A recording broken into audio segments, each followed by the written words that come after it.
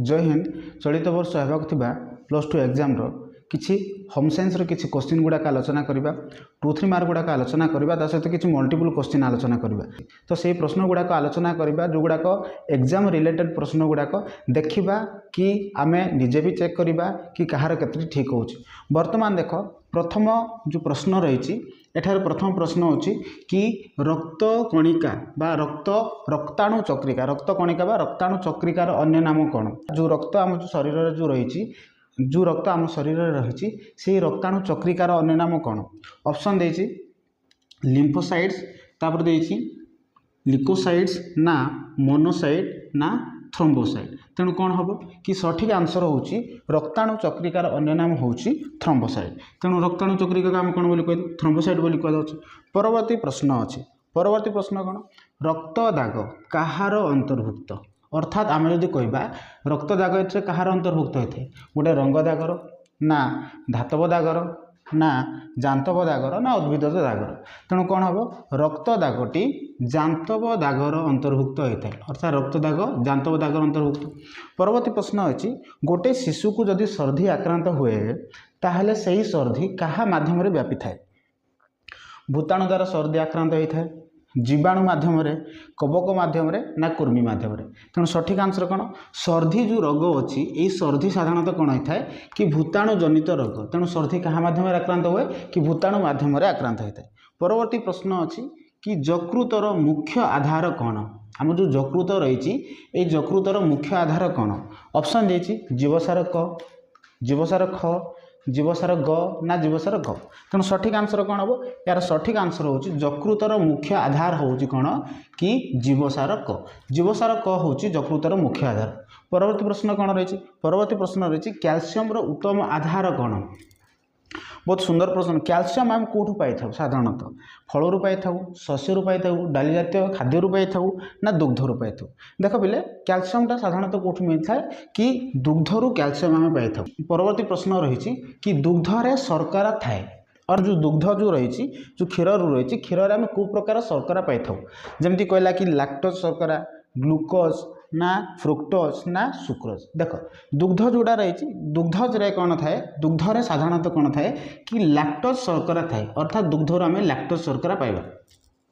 परवर्ती प्रश्न कौन परवर्ती प्रश्न रही कि बीसीजी टीका जो आमको जो टीका दि जाऊँगी बीसीजी टीका जो आम छुआ थिलु से समय समस्त को प्राय बीसीजी टीका दि जाए। तेणु ये बीसीजी टीका जो दि जाऊँगी ये बीसीजी टीका क्या दि जाऊँगी। ऑप्शन देछि कर्कट रोग पाई डिप्थेरिया पाई जख्मा रोग पाई ना पोलियो रोग पाई। तेणु सठिक आंसर कौन हम सठिक आंसर कौन होची बीसीजी टीका साधारणतः कि जख्मा रोग पाई बीसीजी टीका दि जाए। देख परवर्ती प्रश्न कौन रही आहरी प्रश्न रही आपण साधारणतः आम 10टी प्रश्न एठारे चूज करूँ। जड़े सुस्थ व्यक्तिर जब आम 100 मिलीमीटर रक्त नौचे अर्थात जड़े सुस्थ व्यक्तिर जब आम 100 मिलीमीटर रक्त नेबा से केते परिमाणर ग्लूकोज था। ऑप्शन देछि 60 रु 70 मिलीमीटर ना 50 रु 90 मिलीमीटर ना 80 रु 100 मिलीमीटर ना 70 रु 100 मिलीमीटर। तेणु सठिक आंसर कौन हम जड़े सुस्थ व्यक्तिर जदि आम 100 मिलीमीटर रक्त नौचे ताहले ता शरीर में कौन था कि 80 रु 100 मिलीमीटर ग्लूकोज सेठारे कौन कर। परवर्ती प्रश्न होची कि माँ क्षीर छड़ाइबार प्रकृष्ट समय कोटा। जन्मर 15 दिन पर बा 6 मास रु 9 मास मध्य 10 मास पर ना 1 वर्ष पर। साधारणतः छुआ 6 मास पर्यंत कौन मार क्षीर को खाइबा आवश्यक कारण यही समय माँ क्षीर कौन था कि प्रतिरोधक शक्ति था जहाद्वारा शिशु कौन हम सुस्थ रही पार। तेणु 6 मास पर अर्थात 6 रु 9 मास पर माँ क्षीर छड़ाइबार प्रकृष्ट समय होची कि 6 रु 9 मास पर अर्थात 6 रु 9 मास पर आम कौन करवा कि पिला किपरि क्षीर छाड़ से व्यवस्था करवा। परवर्ती प्रश्न देछि कि क्षरण पाई डैश कोष अंगिका दायी। आम जो शरीर जो क्षरण घटे बा शरीर जो क्षरण होची से क्षरण पाई कु अंग बा कु अंगिका दायी होता है। ऑप्शन देछि राइबोसोम। परवर्ती ऑप्शन कौन रही लाइसोसोम सेंट्रोसोम ना गोल्गी पिंड।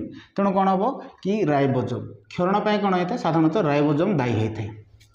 एठारे देख 2 नंबर देछि कि सत्य और मिथ्या को दर्शाइबा आमे एठारे टोटाली 10टी देछि तो आमे मल्टीपल टोटाली कोन कले 10टी आलोचना कले तेणु आमे 10टी मल्टीपल आलोचना कले 10 मार्क परवर्ती देछि कि सत्य और मिथ्या एठारे टोटाली 10टी देछि तेणु एगुडा का आलोचना करबा वर्तमान देख से कहूँ कि किशोर अवस्थार पूर्व स्फुरण यौवनार आरंभ सहित जड़ित ताने किशोर अवस्थार पूर्वर यौवनर आरंभ होता है ना जितेबाला किशोर अवस्था हुए यहाँ कौन हम ताले यहाँ मिथ्या कहीं जितेबाला किशोर अवस्था आसे से समय पिलार यौवन आरंभ होता है पूर्वर हो न था परवर्ती देछि जन्म पर प्रथम 4 दिन माध्यम जन्म पर प्रथम 4 दिन मध्य शिशु को नियमित क्षीर खुआइबा उचित नाई 4 दिन पर आम शिशु को क्षीर खुआइबा उचित से नुह जन्म होगा पर अर्थात जिते दूर संभव छुआ जन्म होगा पर माँ कौन करवा दरकार कि सेठे क्षीर खुआइबा दरकार अर्थात जन्म होगा पर जिते दूर संभव होची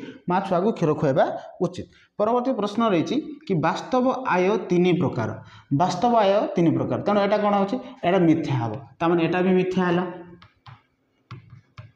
यहाँ भी मिथ्या कहीं वास्तव आय एक्चुअली 3 प्रकार नुहे वास्तव आय 2 प्रकार होता है प्रत्यक्ष आय थाए आ गोटे परोक्ष आय थाए तेणु वास्तव आय 2 प्रकार परवर्ती प्रश्न देछि वस्त्र को सीधा करने सुखाइबा उपाय अवलंबन करा जाए भूल वस्त्र को आम कौन करचे सीधा करने नुह वस्त्र को सुखाइबा आम कौन करचे सुखाइबा प्रणाली अवलंबन करुचे तेणु ये भी कौन है ये भी मिथ्या परवर्ती देख परवर्ती द्रवण बरेस्क द्रवण चा दाग छड़ाइवाई आम कौन करता व्यवहार करता यहाँ ठीक रहा कहीं बरेस्क जो द्रवण रही है साधारणतः चा दाग छड़ाइवाई व्यवहार कर एफ जो देला एफ देछि श्वेतसार शक्ति उत्पन्न करता नो डाउट श्वेतसार आम शरीर को शक्ति मिलूँ तेणु श्वेतसार शक्ति उत्पन्न करता है परवर्ती प्रश्न देछि कि सबुज गोटे प्राथमिक रंग देख प्राथमिक रंग बोले 3टी कौन कौन गोटे हूँ लाल आ गोटे हूँ हलदिया आ गोटे हूँ नील तेणु ये 3टी बदलू ये 3टी परिवर्ते आ कौन रंग प्राथमिक नुह तेणु लाल हलदिया आ नील यह परिवर्ते एटा कौन कहला सबुज हूँ गोटे प्राथमिक रंग तेणु यहाँ कौन हम मिथ्या हम सबुज प्राथमिक रंग नुहे देख स्थिरीकृत अर्थ जमा करने द्वारा सुध मिले ना आम जितेबाला कौन जिनस फिक्स डिपोजिट जहाँ कहुए स्थिरीकृत अर्थ जमा करने द्वारा सुध मिले ना यहाँ मिथ्या हम कहीं स्थिरीकृत आम जितेबाला कौन करुचे कि फिक्स डिपोजिट करुचे से समय आमको अधिक सुध मिलवार संभावना रोचे परवर्ती देछि रेनिन आउ पेप्सिन क्षुद्रांतरु निःसृत होता यहाँ कौन हम मिथ्या कहीं मिथ्या देख मिथ्या एथिपाई रेनिन आउ जो पेप्सिन जो रहिले एमाने क्षुद्रांतरु निःसृत हो न था एमाने कौटू निःसृत होती एमाने पाकस्थली निःसृत होता तेणु रेनिन आउ पेप्सिन क्षुद्रांतरु निःसृत होता यहाँ कौन हम यहाँ मिथ्या हम एमाने कौटू निःसृत हे कि पाकस्थली निःसृत होता परवर्ती प्रश्न रही माइटोकॉन्ड्रिया को कोषर आत्महत्या स्थली बोली कहुए यहाँ कौन हम भूल हम कहीं माइटोकॉन्ड्रिया को कोषर शक्ति केन्द्र कहुए ये जो माइटोकॉन्ड्रिया रहा यहाँ कोषर कौन कथी शक्ति केन्द्र तेणु एगुड़ा कौन हम तो एगुड़ाक आलोचना कलु बर्तमान देखा किसी 2 मार्क गुड़ाक रही जो 2-3 मार्क गुड़ाक आलोचना करवा प्रथम देछि कि जीवसार गौर 2टी कार्य कौन जीवसार ग यार कार्य कौन यह बोलाजेन नामक गोटे प्रोटीन तैयारी करे अर्थात जीवसार कौन करुच्ची बोलाजेन नामक गोटे प्रोटीन तैयारी कर शरीर मध्य आउ कौन करुच्ची बोलाजेन कोशिका दांत अस्थि कोष गुड़ी को परस्पर सहित धरी रखिबार साहाय्य करे ता माने आमे या कहि परिबा कि जीवसार ग जदि आमे खाउचे ताले कौन होची एटा आम शरीर बोलाजेन नामक गोटे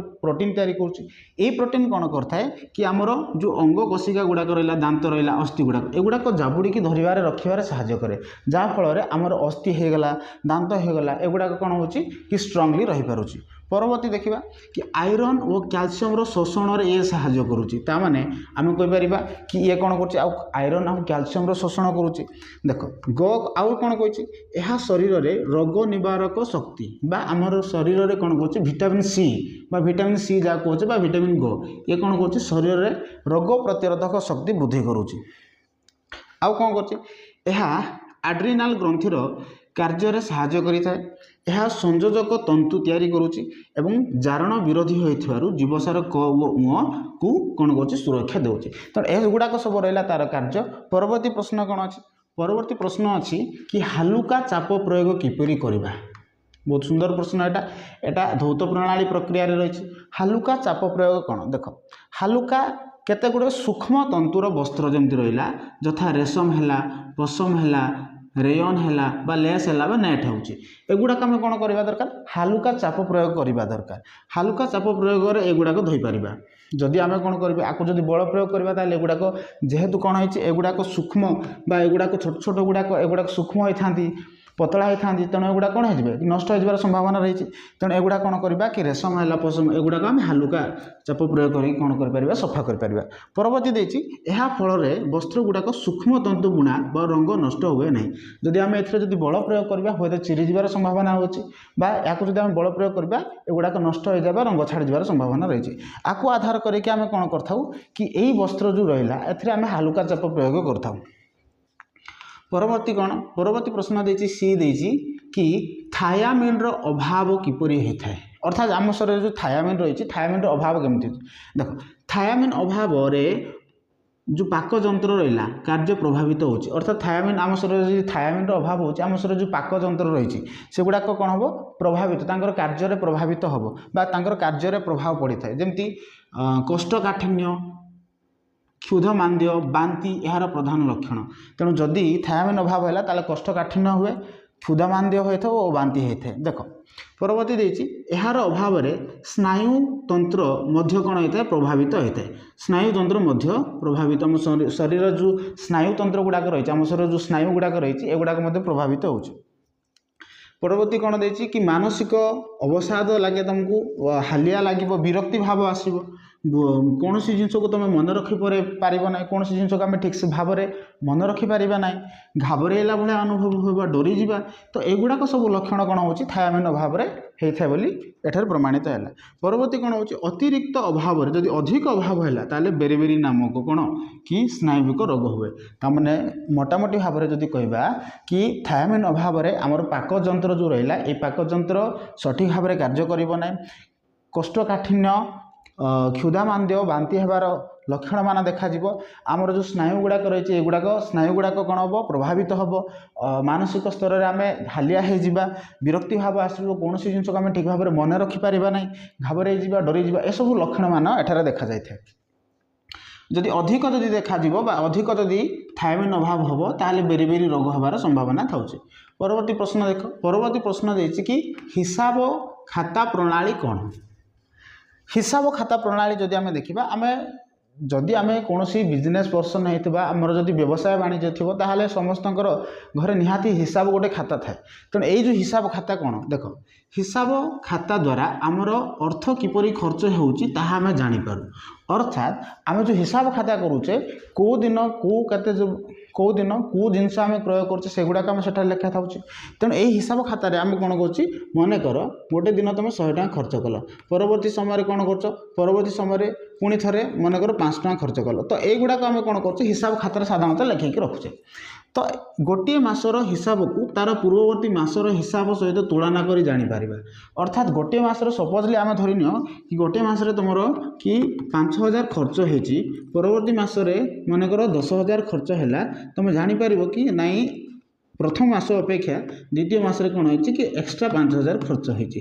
तेणु आम कौन करवा कि हिसाब खाता माध्यम आपको आम आकलन कर कौन खर्च करने समय आय सह व्ययर भारसाम्य रखा। तेणु देख प्रथम देख लो कि पूर्व मासरे 5000 खर्च होती, पर मासरे 10,000 खर्च होती। तेणु आम जानीपारे कि कौन कि आमर एक्स्ट्रा 5000 खर्च हो जाऊँगी, ताकू किपरि आम कौन कर कंट्रोल कर आम कौन हिसाब खाता प्रणाली निहाती आवश्यक होता है। देख हिसाब रखा द्वारा आम आय व्यय अटकल को वास्तव मुखी करिथाउ। अर्थात आम जानीपारि कि आमर आय केते होउची आ व्यय केते होउची। परवर्ती प्रश्न रही कि मानसिक आय कौन?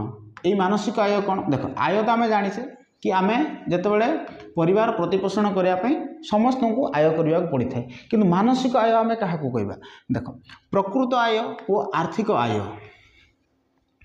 प्रकृत आय और आर्थिक आय व्यवहार करी आम जो तृप्ति अर्थात जो तृप्ति पाई था कहुए मानसिक आय। अर्थात प्रकृत आय कौन तुम गल काम कर सारा फल किसी कौन अर्थ पाइल ताको आम कहे प्रकृत आय।